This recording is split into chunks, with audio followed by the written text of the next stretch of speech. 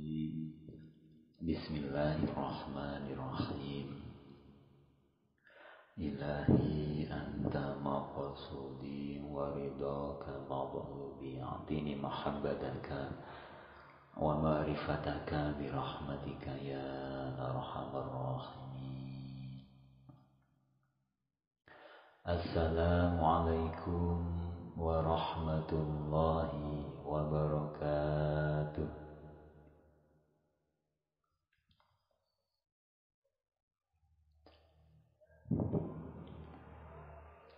Bismillahirrahmanirrahim.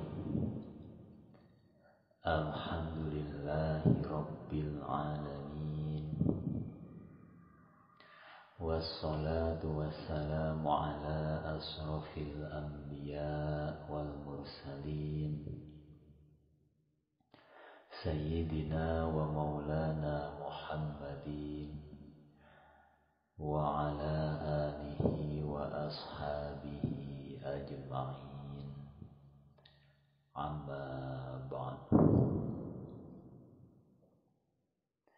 Dumateng ingkang tuhu kinurmatan para alim ulama, para kiai, bunyai, para ustad wal ustadzah, sesepuh bini sepuh adi sepuh, wabil khusus guru-guru kita yang hadir pada malam hari ini, Al-Mukarram, Ayah Edi, Abah Mukhlis, Abah Ruyung, Abi Anton yang semoga selalu sehat walafiat zahiran wa batinan. Amin ya rabbal alamin. Dan juga yang kami hormati Shahibul Hajjah, jajaran all staff AS Asik Santai Family, disingkat AS. AS niku poros tengah. Poros tengah. Inggih menika honoripun AS Bunda Habibah, co-owner AS Bunda Mawar Putih, founder AS Bunda Nursya, co-founder AS Ayu, penasehat AS Ayah Edi Ahy. Ugi AS Pak Wiryo, pembinanipun AS Pak Wahyu, ugi AS Pak Satrio, bagian religi AS Bunda Nurul Hidayah, kreator AS Bang Mukhlas, editor AS Lenia, leader AS Teh Nur, adminipun AS Lia, admin AS Nur Teh. Es teh mboten enten nggih.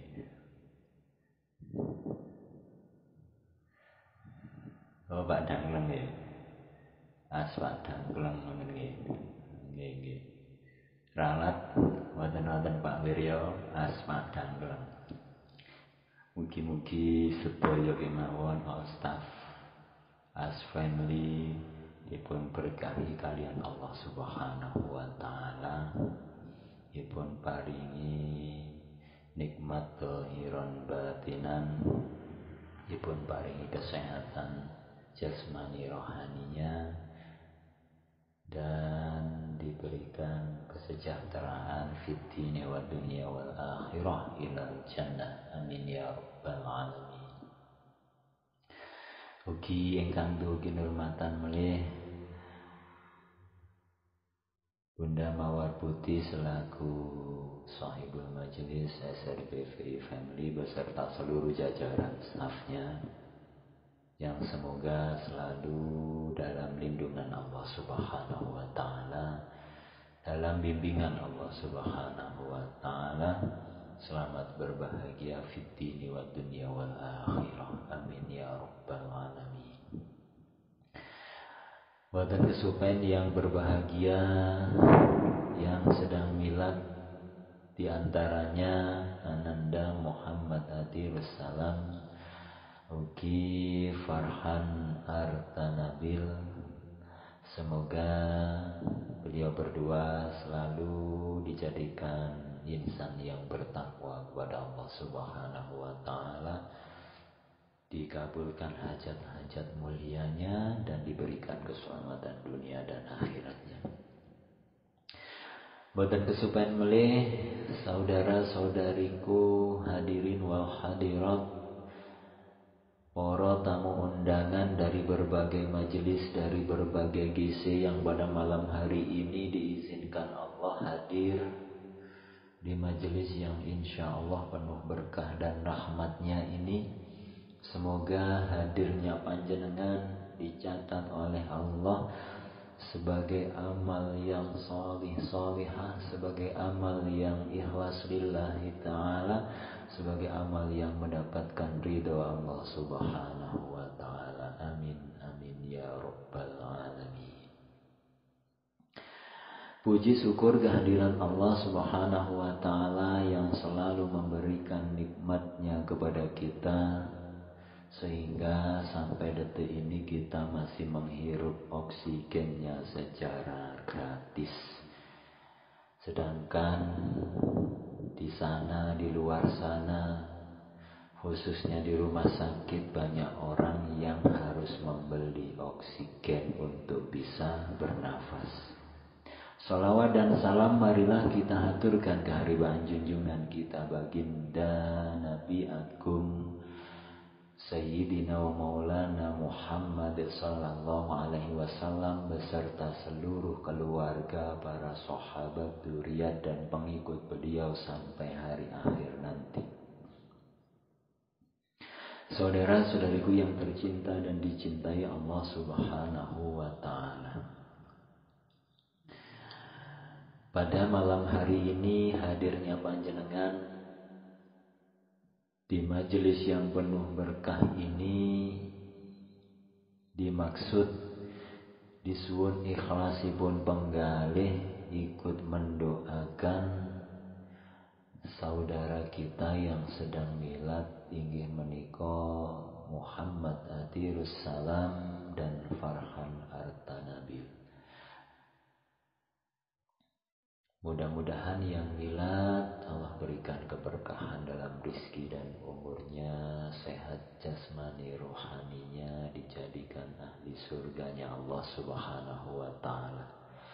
Yang kedua sekaligus launching GC Asik Santai Family yang dikemas dengan pembacaan sholawat tiba. Nah, mudah-mudahan GC Asmiko Asik Santai Allah jadikan sebagai wasilah, sebagai sarana untuk berkumpulnya kita di dalam kebaikan dan takwa. Dan semoga GCAS ini dihindarkan dari makhluk-makhluk yang merugikan kita, lebih-lebih ruginya dunia dan akhirat. Semoga Allah lindungi, Allah hindarkan, Allah selamatkan, sehingga bisa menjadi wasilah kebaikan dunia dan akhirat. Amin ya rabbal alamin. Hadirin para sederek kula sedaya yang tercinta dan dicintai Allah Subhanahu wa taala. Pada malam hari ini acara yang terakhir adalah Thalabul Ilmi. Maka ini sebenarnya acara yang sungguh sangat luar biasa. Karena Thalabul Ilmi, majelis ilmu, dawuhipun baginda Rasul adalah taman dari taman-taman surga. Tapi ternyata perlu kita ketahui, tidak semua orang yang berada di majelis ilmu, tidak semua orang yang menyampaikan ilmu, itu di sisi Allah Subhanahu wa ta'ala dinilai sebagai kebaikan. Kenapa bisa seperti itu? Dijelaskan oleh Al-Imam Abu Hamid Muhammad bin Muhammad Al-Ghazali rahimahullah wa nafa'ana bi'ulumih. Di dalam kitab beliau, di dalam kitab yang beliau karang, yang beliau tulis, Bidayatul Hidayah, keterangannya panjang, kula waosaken terjemah mawon kersane menyingkat wekdal lebih efektif. Beliau Al-Imam Al-Ghazali dawuh yang artinya di dalam kitab Bidayatul Hidayah, dan ketahuilah bahwasannya manusia di dalam menuntut ilmu, di dalam tolabul ilmi, terbagi menjadi 3 keadaan. Nah, kita ini yang sedang berkumpul di majelis ilmu, itu terbagi menjadi 3 keadaan. Manusia di dalam menuntut ilmu ini, maksudnya ilmu agama, terbagi menjadi 3 keadaan. Yang pertama adalah orang yang mencari ilmu untuk menjadikannya sebagai bekal ke negeri akhirat. Mencari ilmu untuk dijadikannya sebagai sangu damel perjalanan abadi ke negeri akhirat. Maka dia tidak berniat dengan mencari ilmu itu kecuali hanya untuk mendapatkan keridhaan Allah dan negeri akhirat. Maka orang ini, dawuhipun Imam Al-Ghazali, termasuk di dalam golongan orang-orang yang beruntung. Golongan inilah golongan yang mereka menuntut ilmu, setiap kali perjalanannya dimintakan ampun dosa-dosanya oleh para malaikat dan oleh seluruh makhluk hidup yang ada di muka bumi ini. Mereka itulah orang-orang yang andai kata dia mati di dalam menuntut ilmu, maka matinya sebagai salah seorang syuhada. Orang yang mati syahid di medan perang membela agama. Sinten? Yaitu orang-orang yang mencari ilmu, tujuannya hanya untuk mendapatkan keridhaan Allah dan negeri akhirat. Saudara-saudariku yang tercinta dan dicintai Allah Subhanahu wa ta'ala. Itu yang pertama.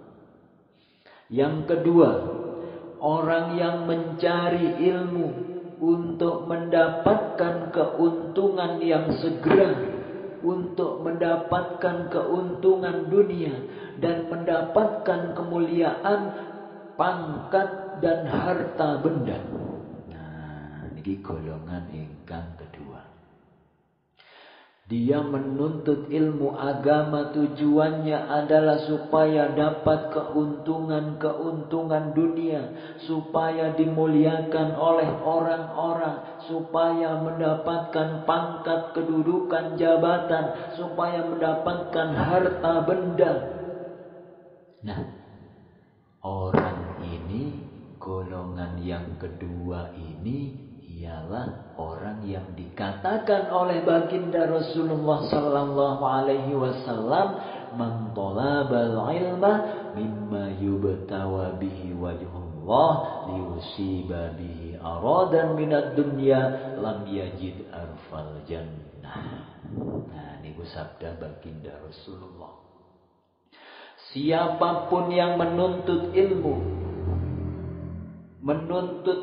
yang semestinya dituntut ilmu itu karena Allah, ilmu yang semestinya dituntut karena Allah, sedangkan dia karena dunia, orang ini tidak akan mencium tidak akan mendapatkan baunya surga. Nah, dadose ilmu yang kedai dituntut karena Allah, dirubahnya karena dunia. Lain halnya benten malih kalau memang menuntut ilmu itu memang karena dunia, beda. Misalipun tiang menuntut ilmu kedokteran. Tujuannya apa niatnya? Oh, supaya bisa mengobati orang. Nah, itu tidak jadi masalah. Karena ini ilmu yang dituntut bukan karena mayyubta wa bihi wajhullah. Orang menuntut ilmu pertanian misalnya. Tujuannya apa? Supaya sukses aku dalam bertani. Orang menuntut ilmu pertukangan. Tujuannya apa? Supaya bisa menjadi tukang yang baik. Supaya banyak dapat upah dari garapan tukang. Nah, itu tidak menjadi masalah. Menuntut ilmu perbaikan mesin otomotif supaya banyak orang yang mengirim order servis kendaraannya. Nah, itu tidak menjadi masalah. Karena itu bukan ilmu yang mimma yubtawa bihi wajhullah. Siapa menuntut ilmu dari sesuatu yang dituntut dengannya karena Allah untuk mendapatkan dengannya bagian daripada dunia, maka orang tersebut tidak akan mencium baunya surga. Lambu mawon boten saged napa malih nyedhek napa malih mlebet. Saudara-saudariku yang tercinta dan dicintai Allah Subhanahu wa taala. Ilmu fikih itu mestinya karena Allah. Nah, menuntut ilmu fikih habis-habisan, dia perdalam ilmu fikih sedalam-dalamnya supaya dengan ilmu fikih aku bisa jadi penghulu. Nah, supaya bisa jadi mudir. Nah, supaya bisa jadi naib. Orang bertanya macam-macam supaya bisa menjawab untuk kepentingan-kepentingan dunia. Nah, ini yang dimaksud dengan golongan yang kedua ini. Orang yang mencari ilmu tujuannya untuk mendapatkan keuntungan yang segera. Mencari ilmu agama tujuannya untuk dunia, mendapatkan kemuliaan, pangkat, jabatan, dan harta benda. Contoh malih, orang mengaji ilmu faraid. Ilmu faraid niku ilmu tentang pembagian waris di dalam Islam.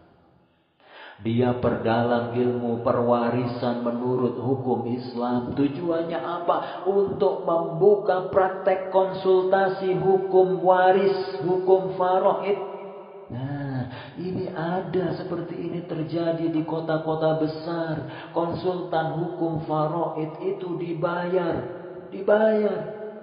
Semisal warisannya 2 miliar, dia dapat 2% dari 2 miliar. Nah, ini tujuannya mengaji ilmu faraid untuk mencari keuntungan dunia. Padahal ilmu faraid itu ilmu hukum Allah yang mesti dituntutnya pun karena Allah. Sedangkan ia sendiri menyadari hal ini. Dan merasakan di dalam hatinya akan kejahatan keadaan yang sedang dialaminya. Jadi dia ini termasuk orang jahat, keadaannya ini orang jahat yang sedang dialaminya. Dia sadar dia salah dan dia dalam kehinaan. Nah, ia menuntut ilmu karena dunia, ia sadar, aku ini salah. Aku ini luput, menuntut ilmu karena dunia. Tapi dia tidak bisa menghentikannya. Terus saja tujuannya seperti itu. Tapi di dalam hatinya sadar, dia tahu bahwa dirinya ini salah. Nah, maka orang ini adalah berada di dalam golongan yang berbahaya. Jikalau dia mati sebelum sempat bertobat, maka dibimbangi ia akan mati dalam keadaan su'ul khotimah. Kemudian dawuhipun Imam Al-Ghazali, urusannya terserahlah kepada kehendak Allah. Kalau mau dimaafkan atau disiksa, tapi kalau ia mendapatkan taufik sebelum matinya, lalu dia bertobat dan sempat mengamalkan ilmu yang telah dituntutnya, dan sempat pula membuat pembetulan terhadap apa yang telah tercedera dan tertinggalkan, maka bolehlah ia dikumpulkan bersama golongan orang-orang yang beruntung. Karena apa? Karena orang yang bertobat dari dosanya sama seperti orang yang tidak berdosa. Saudaraku yang tercinta dan dicintai Allah Subhanahu wa ta'ala, orang menuntut ilmu agama tapi tujuannya untuk meninggikan agama. Orang menuntut ilmu agama tapi tujuannya tidak untuk meninggikan agama. Menuntut ilmu agama tujuannya bukan untuk memuliakan agama, tapi untuk kepentingan pribadi. Nah, orang seperti itu salah besar. Salah besar. Dia pun merasa bahwa dirinya salah. Dia pun merasa bahwa apa yang diperbuatnya itu salah. Nah, kalau orang seperti itu terus-menerus demikian, mati belum bertobat, dikhawatirkan matinya tidak baik. Nah, kalau dia dapat taufik dari Allah, mendapatkan hidayah, lalu dia bertobat dengan sebenar-benar tobat sebelum matinya, maka ia akan termasuk golongan orang-orang yang beruntung tadi. Golongan orang-orang yang beruntung. Itu golongan yang kedua. Kemudian yang ketiga. Golongan yang ketiga ini adalah orang yang telah dikuasai oleh setan.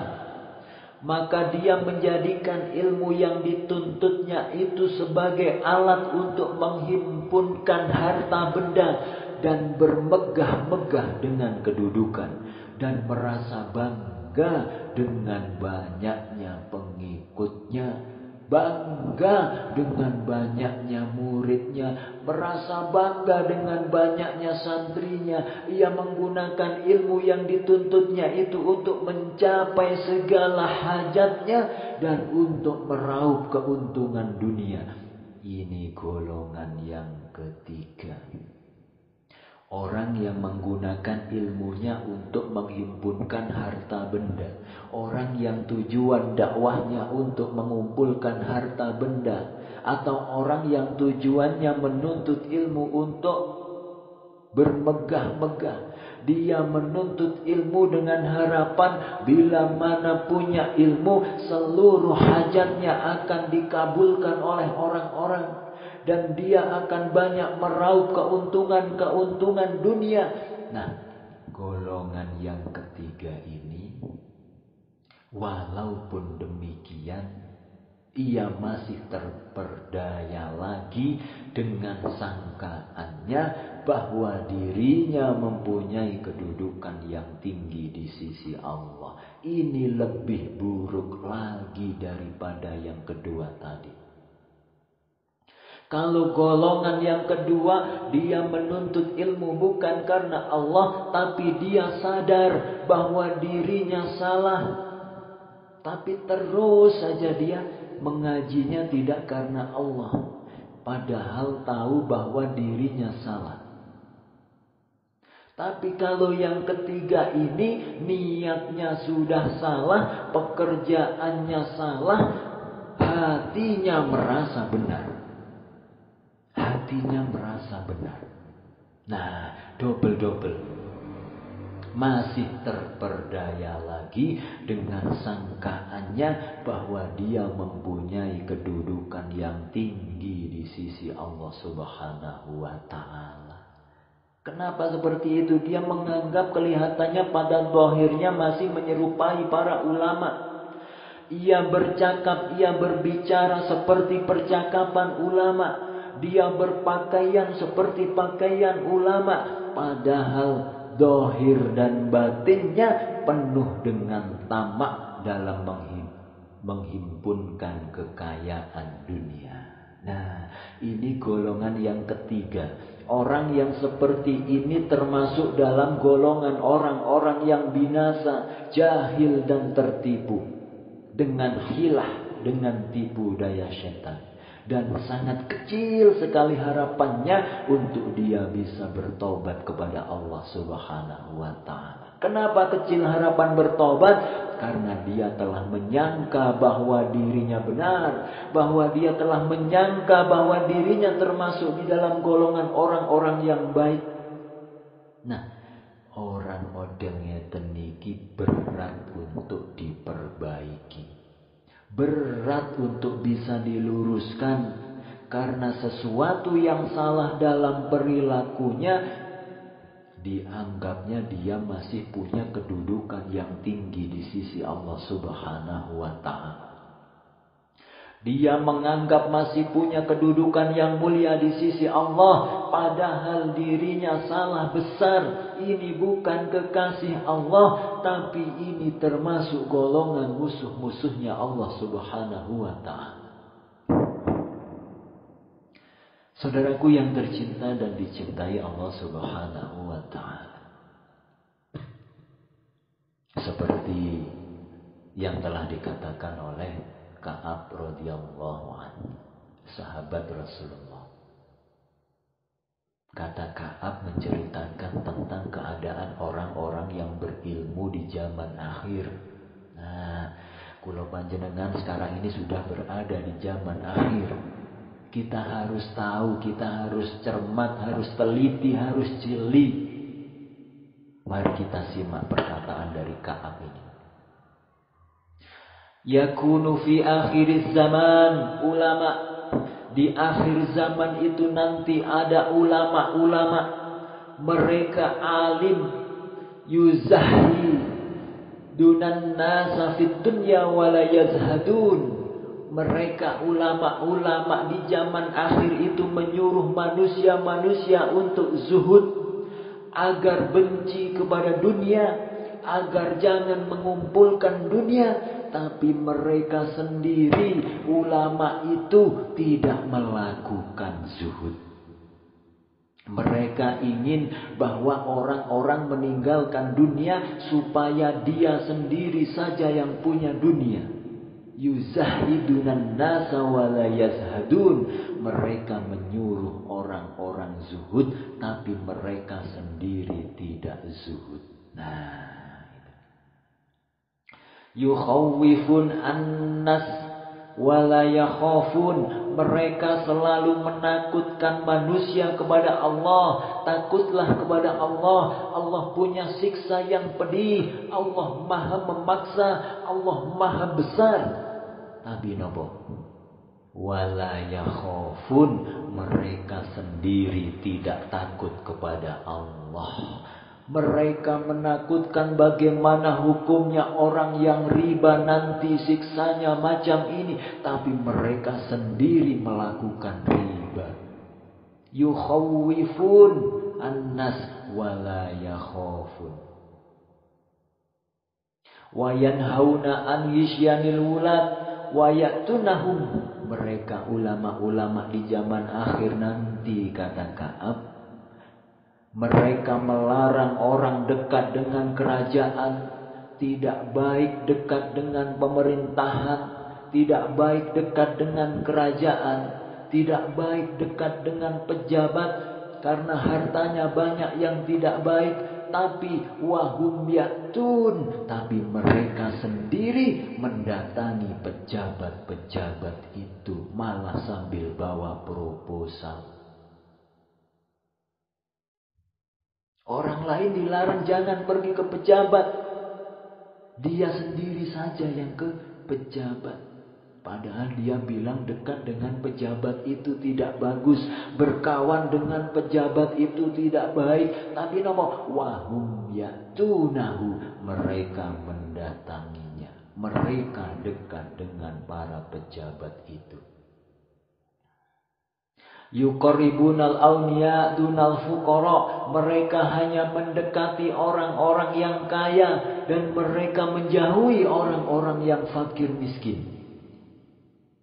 Orang-orang yang miskin tidak bisa dekat dengannya. Orang-orang yang lemah tidak bisa dekat dengannya. Yang bisa dekat dengan dia, yang bisa mengaji dengan dia, yang bisa menuntut ilmu kepada ulama ini hanya orang-orang yang kaya. Yataghayyaruna 'alal ilmi kama taghayyarun nisa 'alal rijal. Kemudian lagi kata Ka'ab, mereka itu cemburu atas ilmu sebagaimana cemburunya perempuan atas laki-laki. Kalau dia mengajar sesuatu, ada orang lain mengajarkannya juga, dia cemburu. Macam perempuan cemburu kepada suaminya dianu orang. Sama cemburunya. Nah, mestinya kalau ulama yang benar itu dia gembira karena makin banyak orang yang buka pengajian. Makin suka ulama yang benar. Karena apa? Makin berkembang syiar. Syiar Islam makin berkembang. Nah, ulama akhir zaman, ulama zaman akhir ini tidak, kata Ka'ab radhiyallahu an tadi, bila mana ada orang buka pengajian, dia sakit hati. Kenapa? Karena santrinya jadi berkurang, dia anggap sebagai saingan. Yabdahu ahaduhum ala jalisihi idza jalasa ghairah. Dia akan marah kalau ada muridnya mengaji kepada guru lain. Yabdahu ahaduhum ala jalisihi idza jalasa ghairah. Dia marah kalau muridnya mengaji kepada orang lain. Ini ulama zaman akhir. Kalau mengaji ke orang lain, kusumpahi tidak kuridoi lagi. Nah, seperti itu dia. Mestinya makin banyak guru makin senang kalau ulama yang benar itu. Makin banyak ilmu pengetahuan yang didapatnya. Nah, ini tidak niki mboten. Muridnya mengaji ten guru lintune malah disumpahi, tidak diridoi lagi. Dia marah kalau muridnya menuntut ilmu kepada orang lain. Nah, ini bukan ulama, kata Ka'ab. Meskipun tampilannya tampilan ulama, meskipun bahasanya bahasa agama. Ulaikal jabbarun a'da'ur rahman. Ini bukan ulama, ini orang-orang jabbar, orang-orang yang musuhnya Allah Subhanahu wa taala. Nah, termasuk di dalam golongan yang ketiga tadi. Kalau dia menuntut ilmu karena Allah, tidak akan terjadi kelakuan seperti ulama zaman akhir tadi. Jahil dan tertipu dengan khilah syaitan, dan sangat tipis, sangat kecil harapan untuk bisa bertaubat kepada Allah. Kenapa? Karena dia telah menyangka bahwa dirinya termasuk di dalam golongan orang-orang yang baik. Ia merasa dirinya paling benar. Dia merasa dirinya paling takwa. Padahal di sisi Allah dia salah besar. Nah, orang seperti ini tidak bisa diurus. Dan dia telah lupa akan firman Allah Ta'ala. A'udzubillahi minasyaitonirrajim.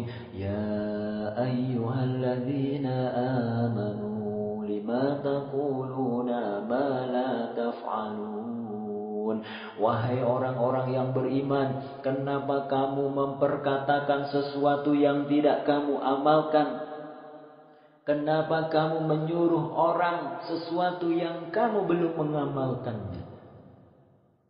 Dan orang seperti ini sebenarnya termasuk di dalam golongan orang yang dimaksudkan oleh baginda Rasulullah sallallahu alaihi wasallam di dalam sabdanya, Ana min ghairi dajjal akhwafu alaikum minad dajjal. Faqala wa ma huwa ya Rasulullah? Faqala ulama usu. Ini Nabi bersabda, selain daripada dajjal, ada satu perkara yang sangat aku bimbangkan, yang sangat aku khawatirkan, yang sangat aku takutkan lebih daripada Dajjal. Lalu ada sahabat bertanya, apakah itu wahai Rasulullah? Nabi Shallallahu Alaihi Wasallam menjawab, mereka adalah ulama usu, yakni ulama yang jahat. Ulama yang jahat. Seperti apa contohnya ulama-ulama yang jahat itu?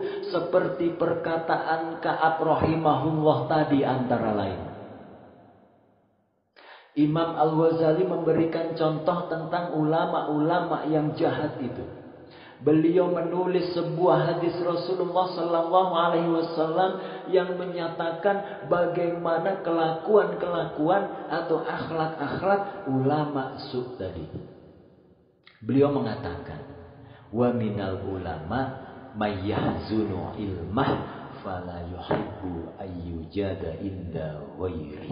Nah, ini contoh-contoh kelakuan-kelakuan ulama-ulama yang ditakutkan Nabi, lebih ditakutkan daripada Dajjal dalam hal membahayakan umat Islam. Wa minal ulama may yahzunu ilmahu fala yuhibbu ayyujada inda ghairi. Salah satu kelakuan ulama su itu, salah satu kelakuan ulama yang jahat itu adalah ulama yang menyimpan ilmunya. Dia tidak suka ilmunya itu diketahui orang lain. Dia tidak suka ilmunya itu didapati orang lain. Jadi dia ingin hanya dia saja yang punya ilmu itu. Tidak mau membagikan kepada orang lain. Orang lain tidak boleh mengetahui ilmu itu. Disimpan untuk dirinya sendiri saja. Nah, itu salah satu ciri ulama yang jahat. Ulama yang su. Misalnya, dia punya 10 ilmu. Dia bisa ilmu nahwu, dia bisa ilmu sorof, dia bisa ilmu fikih, dia bisa ilmu tauhid, dia bisa ilmu tasawuf. Dia bisa semua ilmu-ilmu itu. Semuanya diajarkan kecuali satu ilmu. Ilmu ini aku saja yang tahu, biar orang lain tidak mengetahui. Nah, itu termasuk salah satu akhlak kelakuan ulama ulama yang jahat. Sabda Rasulullah sallallahu alaihi wasallam, "Fadzalika fid darkil awal minan nar." Itu ulama seperti itu yang menyembunyikan satu ilmu tadi, itu dia akan berada di tingkatan pertama daripada neraka. Di tingkatan pertama dari api neraka. Nah, contoh yang kedua, wa minal ulama may yakunu fi ilmihi bin manzilati sultan in rudda alaihi syai'un min ilmihi aw tuhu wina bi syai'in min haqqihi wadiba fadzalika fid darkis tsani minan nar. Ada juga ulama yang jahat ini, dia menempatkan ilmu yang ada pada dirinya itu seperti menempatkan kerajaan. Maksudnya, jika ilmunya ditolak orang atau dia tidak dihormati orang, dia akan marah. Nah, jadi dia menjadikan ilmu yang ada pada dirinya itu untuk memperbudak orang lain. Sehingga kalau ada saran-saran dia yang tidak diterima orang lain, maka dia marah. Ada pendapat dia yang tidak dipakai orang lain, dia marah. Nah, ulama-ulama seperti ini yang menjadikan ilmunya semacam jadi kerajaan. Nah, kan kalau raja nih gue bilang menyuruh A, tidak kita taati perintah raja itu marah. Nah, ini ulama, ini orang yang bila sarannya tidak dipakai, pendapatnya tidak dipakai, dia akan marah. Nah, maka ulama seperti itu menempati tingkatan yang kedua daripada api neraka. Ulama yang menjadikan ilmunya sebagai alat untuk memperbudak orang lain, sebagai umpama kerajaan. Saudaraku yang tercinta dan dicintai Allah Ta'ala. Yang ketiga, wa minal ulama may yaj'alu ilmahu wa ghuraiba hadisi ahli salaf wal yasar walaya ahlal hajah au ahlah. Yang ketiga contohnya, ulama yang jahat itu adalah ulama yang hanya memberikan ilmunya kepada orang-orang terhormat dan orang-orang kaya. Kalau tidak kaya tidak bisa dapat ilmunya. Ilmunya mahal, ilmunya bertarikh sekian puluh juta. Kalau tidak bisa dengan sekian puluh juta tidak bisa menyekolahkan ke sekolah agama tersebut. Orang miskin tidak bisa mengaji kepadanya. Fadzalika fid darkis salis minan nar. Ini ulama yang jahat, dia berada di tingkatan yang ketiga daripada api neraka. Wa minal ulama may yansibu nafsahu lil futya fayubti bi khata. Fadzalik fid darkir rabi minan nar. Yang keempat, ulama yang jahat ini contohnya adalah ulama yang suka memberikan fatwa. Jadi fatwa itu lain atau beda dengan dakwah. Kalau dakwah itu mengajak orang ke jalan Allah Subhanahu wa Ta'ala. Dakwah itu mengajak orang untuk sholat berjamaah, mengajak orang meninggalkan maksiat, itu namanya dakwah ilallah. Tapi kalau fatwa ini adalah orang yang menerangkan tentang hukum-hukum Islam. Dia ini suka sekali berfatwa padahal salah fatwanya itu. Artinya belum menguasai ilmu, sudah berani-beraninya berfatwa. Ini ulama yang jahat juga. Ini ulama su. Kalau ulama yang baik, paling berhati-hati memberikan fatwa hukum itu kepada orang. Nah, ulama yang jahat, dia sangat suka sekali berfatwa. Sedikit-sedikit haram, itu haram, ini haram. Padahal itu tidak haram. Nah, ini kedudukan nomor 4 daripada api neraka.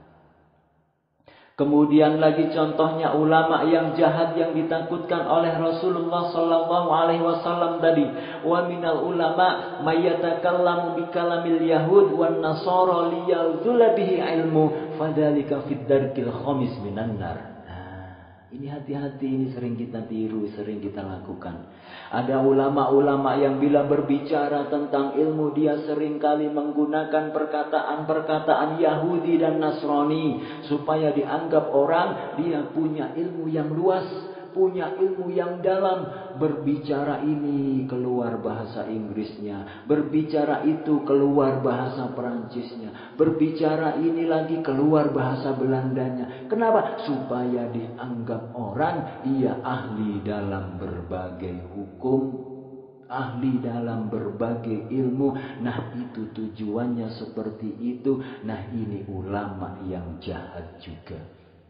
Di neraka dia berada di tingkatan yang kelima. Wa minal ulama may yatakhidu ilmahu muru'atan wa nubla wa dzikra finnas. Ulama yang jahat lagi contohnya adalah ulama yang menjadikan ilmu itu untuk mendapatkan sanjungan pujian dari manusia. Ilmu dijadikannya alat untuk kemuliaan, untuk mencari sanjungan pujian. Fadzalik fis sadis minan nar. Ini di urutan neraka yang ke-6. Yang terakhir, yang ke-7, minal ulama may yastafizu uzzahu wal ajabu fa in wa idana fa in wa adza unifa fadzalika fid darkis sab'i minan nar.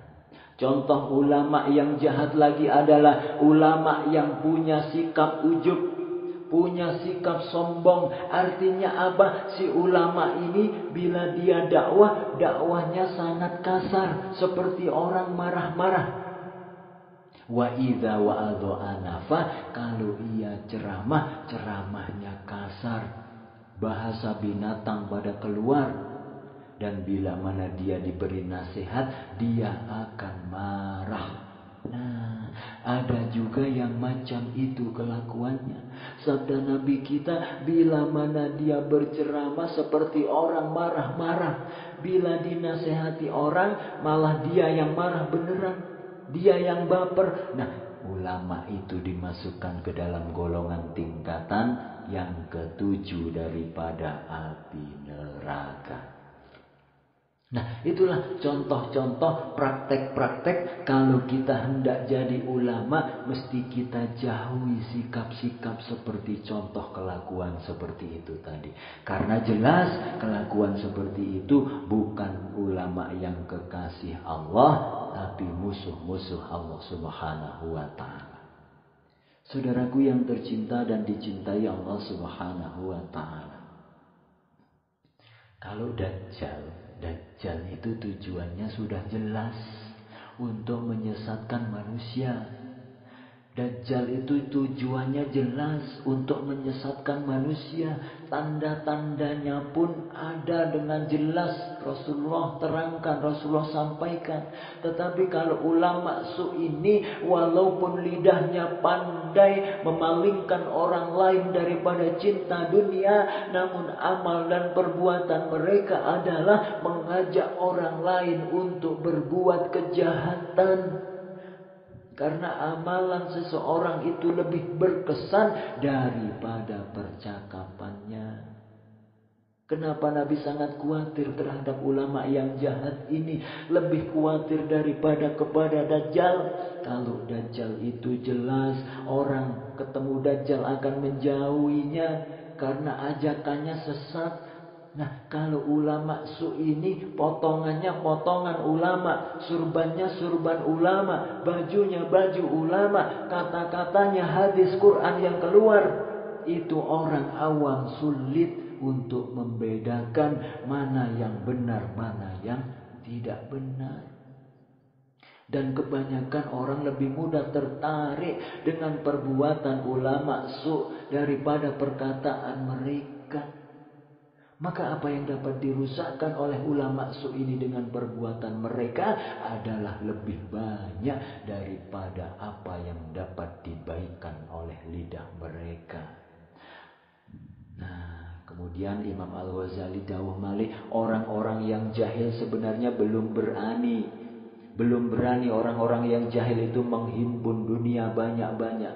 Orang-orang jahil sebenarnya tidak berani mereka itu menumpuk-numpuk harta kekayaan. Kecuali setelah mereka melihat keberanian ulama su ini.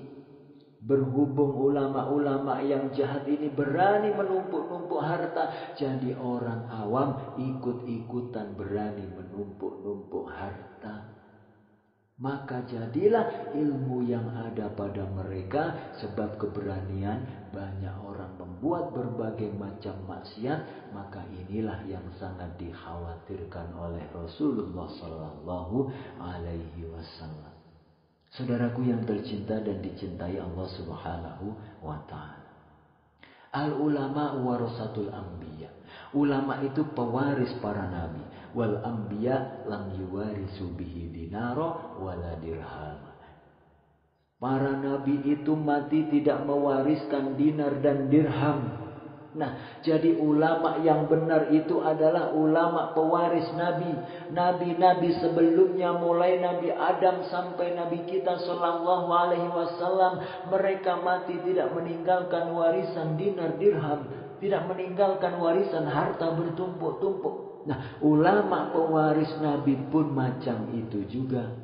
Ulama yang mewarisi Nabi ini kalau beliaunya mati tidak akan meninggalkan warisan harta di mana-mana. Tapi ternyata ada ulama mati meninggalkan ruko 20 unit, meninggalkan mobil 5 buah, meninggalkan kebun sekian puluh hektar. Itu beda dengan ulama pewaris Nabi. Nabi wafat tidak meninggalkan warisan harta. Nah, ulama pun yang pewaris Nabi tidak meninggalkan warisan harta benda. Al-ulama warasatul anbiya wal anbiya lam yuwarisu dirhaman wala dinar. Namun demikian nafsu amarah ulama yang jahat ini selalu membisikkan di telinga mereka bermacam-macam angan-angan. Dan membisikkan kepadanya bahwa ia telah banyak menabur jasa di kalangan manusia. Sehingga ia layak untuk menerima bermacam-macam anugerah dari Allah Subhanahu wa ta'ala. Nah, setan selalu membisiki kepada ulama yang jahat ini. Bisikan setan apa? Hei engkau wahai ulama, orang yang banyak berjasa kepada hamba Allah. Engkau yang banyak mengajarkan ilmu kepada manusia. Engkau patut menerima penghargaan-penghargaan dari Allah. Engkau patut menerima anugerah-anugerah dari Allah. Nah, itu bisikan setan kepada ulama yang jahat tadi. Nafsunya juga menghayalkan kepadanya bahwa dia adalah lebih baik daripada hamba-hamba Allah yang lain. Syaitan selalu membisikkan kepada telinga ulama yang jahat tadi. Selalu ada bisikan syaitan kepada ulama yang jahat tadi. Engkau makhluk Allah paling top deh. Engkau makhluk Allah paling suci. Engkau makhluk Allah paling bersih. Tidak putus-putusnya syaitan membisiki telinga para ulama yang jahat tadi. Supaya apa? Supaya ulama ini merasa bahwa dirinya lah orang yang paling mulia di antara yang lain-lainnya. Nah, bila sudah menyetujui bisikan setan itu, maka jadilah dia ulama yang jahat, jadilah dia ulama yang tersesat. Nafsunya juga menghayalkan kepadanya bahwa ia adalah lebih baik dari hamba-hamba Allah yang lain. Nah, makanya kula panjenengan wajib, kita wajib fardu ain mengingat selalu sesudah mengetahuinya, kita ingat selalu cara-cara yang telah kita bahas di pembahasan sebelumnya. Cara-cara untuk mengatasi atau menangkal bisikan-bisikan setan atau bisikan-bisikan nafsu amarah. Kita wajib mempelajari itu. Kita wajib selalu ingat kalau setan itu selalu membisiki kita. Engkau paling mulia di sisi Allah, kata setan. Engkau orang yang paling takwa di sisi Allah. Engkau orang paling suci, yang paling suci di sisi Allah. Bila di hati kita merasa nyaman mendengar bisikan setan itu, bila hati kita senang dengan bisikan itu, berarti kita telah termakan godaan setan. Nah, bagaimana cara menangkalnya? Pada kesempatan sebelumnya telah kita bahas, gunakan ilmunya. Yang tahu baik tidaknya aku ini bukan kamu setan. Jadi juga bukan diriku yang tahu. Wallah a'lam bimanittaqa. Hanya Allah yang tahu siapa yang takwa. Wahai setan, aku ini hanya berusaha untuk jadi orang yang takwa. Aku hanya berusaha jadi orang yang bersih. Bersih tidaknya itu hanya Allah yang tahu. Aku tidak tahu. Nah, itu cara menangkal agar kita jangan sampai mengiyakan apa yang dikatakan oleh setan. Wahai para penuntut ilmu, maka jadikanlah dirimu bersama dengan golongan orang-orang yang pertama. Wahai para penuntut ilmu, maka jadikanlah dirimu bersama dengan golongan orang-orang yang pertama. Yang pertama tadi yang mana? Golongan yang pertama adalah golongan yang mencari ilmu yang menjadikannya sebagai bekal ke negeri akhirat. Maka ia tidak berniat dengan mencari ilmu kecuali hanya mendapatkan keridhaan Allah dan negeri akhirat. Nah, Imam Al-Ghazali menyarankan kepada para penuntut ilmu untuk masuk ke dalam golongan yang pertama. Golongan itulah golongan yang beruntung. Golongan itulah kalau dia mati, matinya sebagai syahid. Golongan itulah yang dijamin Allah kecukupan rizki di dalam kehidupannya. Allah menjamin rizki orang yang menuntut ilmu. Allah menjamin kebutuhan rizki orang-orang yang menuntut ilmu. Menuntut ilmu yang bagaimana? Yang golongan pertama tadi. Dia tidak akan sengsara hidupnya, tidak akan susah, tidak akan miskin. Orang menuntut ilmu agama, asalkan menuntut ilmu agama, mencari keridhaan Allah Subhanahu wa ta'ala. Saudaraku yang tercinta dan dicintai Allah Subhanahu wa ta'ala. Jadikanlah dirimu bersama dengan golongan yang pertama. Dan berhati-hatilah supaya engkau tidak termasuk di dalam golongan yang kedua. Nah, golongan yang kedua ini jangan. Yang kedua ini orang yang menuntut ilmu atau orang yang menggunakan ilmu untuk mencari dunia. Tapi dia sadar bahwa dirinya salah. Hatinya sadar bahwa dirinya itu luput. Hatinya sadar bahwa dirinya itu dalam kemurkaan Allah. Tapi dia mau berhenti, belum bisa.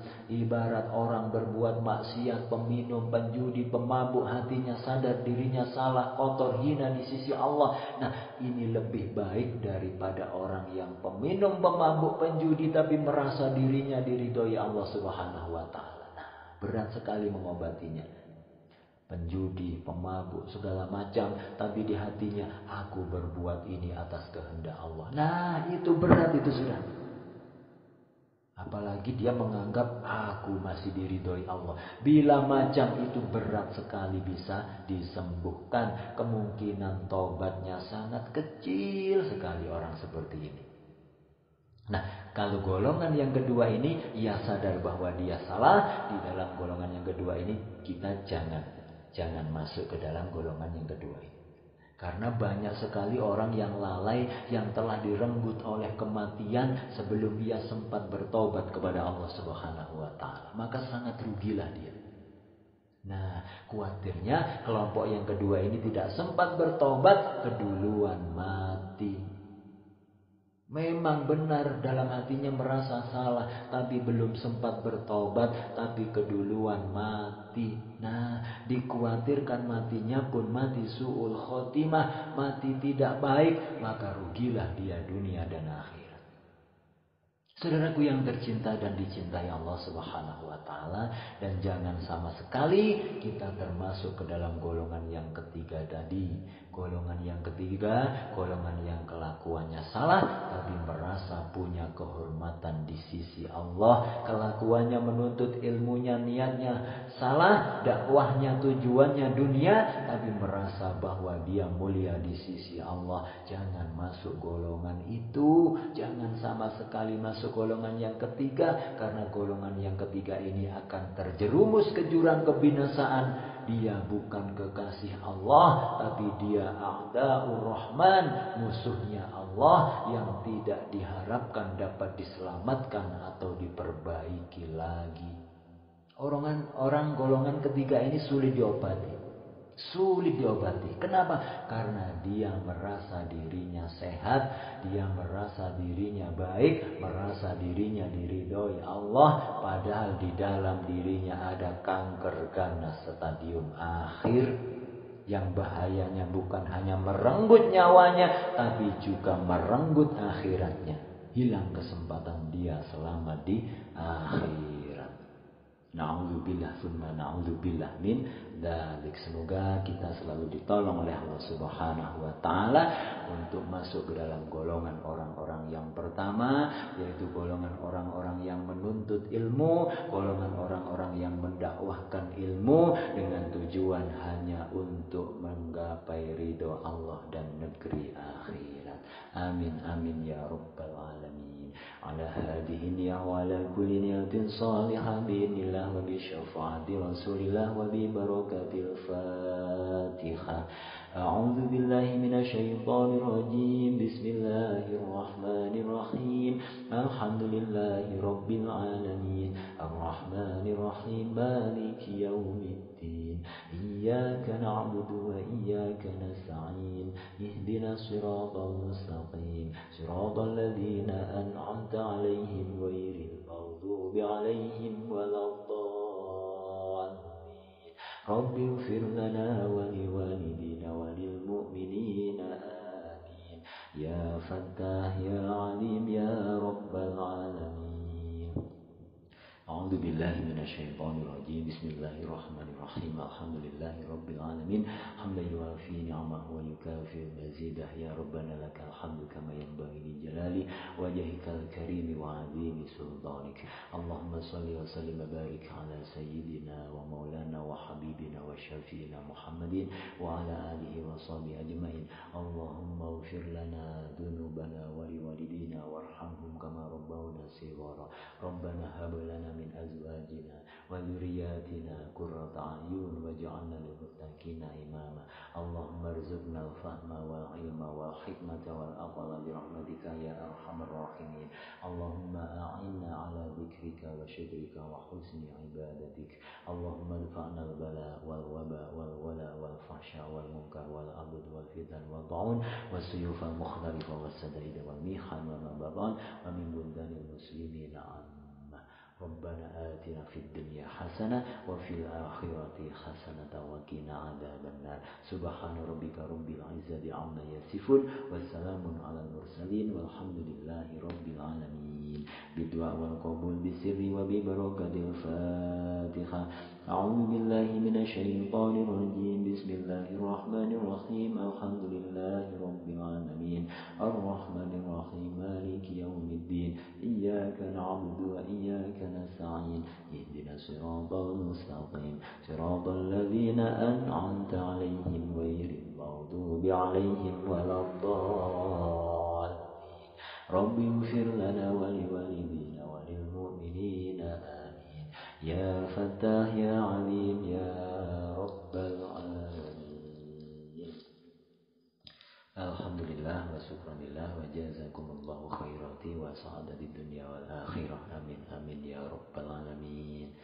Demikian saudaraku semua yang dapat Al-Fakir sampaikan atas segala kesalahan Al-Fakir mohon ampun kehadiran Allah Ta'ala biqaulina astaghfirullahaladzim astaghfirullahaladzim astaghfirullahaladzim innallaha ghafurur rahim. Dan kepada saudaraku semua kami mohon maaf yang sebesar-besarnya biqaulina kupat tutui santen kadah lebat nyuwun agung sih samudra pangapunten santen parutan klopo cekap semanten atur kaula akhiru qawli hadza ihdinas siratal mustaqim billahi taufiq wal hidayah wa minar rasulih sallallahu alaihi wasallam syafa'at tarbiyah tsumma assalamu alaikum warahmatullahi wabarakatuh.